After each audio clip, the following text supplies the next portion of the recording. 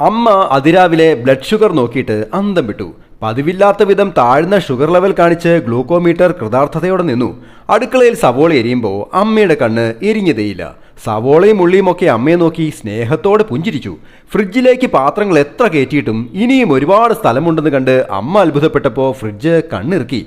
അമ്മ വാഷ്റൂമിൽ പോയപ്പോൾ വിസിലടിച്ച് മടുത്തിട്ടും കുക്കറൊട്ടും ചീറ്റി ഒഴുകിയില്ല. മീൻ കട്ട് തിന്നാൻ വരാറുള്ള കള്ളിപ്പൂച്ച അടുക്കള വാതിലൂടെ അമ്മയെ തന്നെ നോക്കി വാലാട്ടി നിന്നു. ഇന്നത്തെ ദിവസം കറിയൊന്നും കരിഞ്ഞില്ല. മോട്ടർ അടിച്ചപ്പോൾ ടാങ്ക് നിറഞ്ഞൊഴുകിയില്ല. മുറ്റത്ത് ജാതിമരത്തിൽ നിന്ന് ഇലകൾ പൊഴിഞ്ഞു വീണില്ല.